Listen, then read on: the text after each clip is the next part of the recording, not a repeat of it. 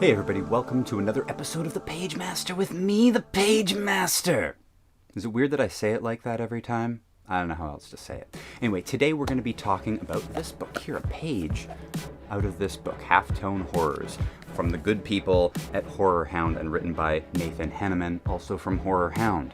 And this is a history of horror movie comic books, as it says on the cover, and it's really, really great. It's not so much, it's more of a coffee table book, lots of illustrated pages, lots of history of horror franchises, not specifically horror comic books, but horror movie franchise comic books specifically, which is really fascinating. I had never really thought about it before, but reading through this book was an eye-opener. Lots of stuff that I've got, lots of stuff that I never even knew, and then on one page we found something kind of fun.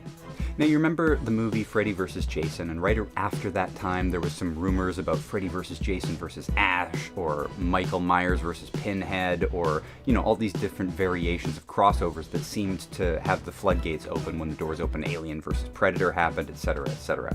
Now everything seems like it's a crossover anyway, but at the time people were really excited with the possibility of Freddy vs. Jason versus Ash, and that leads us to this page on 128.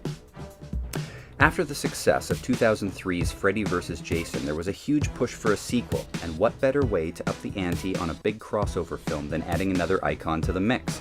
The plan was put into motion. Freddy vs. Jason vs. Ash would see the Bruce Campbell wisecracker take on two of the biggest icons in horror for what should have been the horror movie for the ages.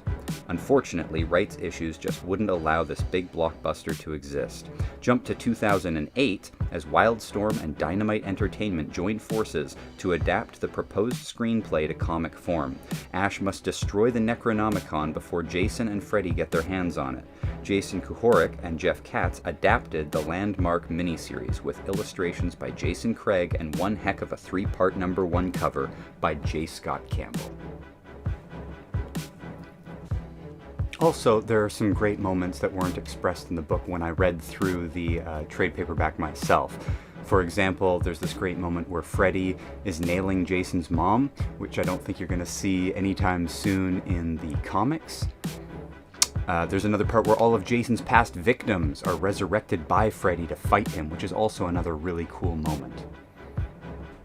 And a couple extra points not mentioned in the book, or perhaps alluded to, but Jeff Katz was the producer, and it was his script treatment that he helped adapt to this comic, so there's a certain level of authenticity there. And writer James Kuhorik, who actually has a storied history with Army of Darkness in the comic books, writing the ongoing series as well as several mini-series, including Army of Darkness versus Reanimator, which is pretty cool.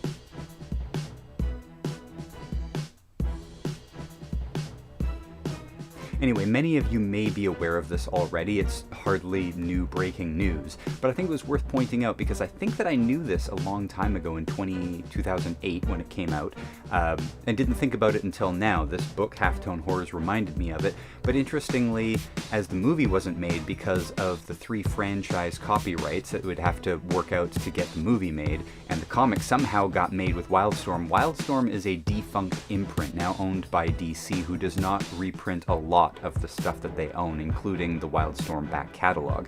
And given the 3 different properties that they would have to clear, I don't know whether reprinting this book is even possible. So if you're looking for it, you might have to go digital online, or you could try eBay, although they get a little pricey for these out-of-print books, but you get a little glimpse of it here anyway. Smash the like button, leave a comment please telling me that all my efforts were worthwhile and that you appreciate them, and I will see you on the next episode next week.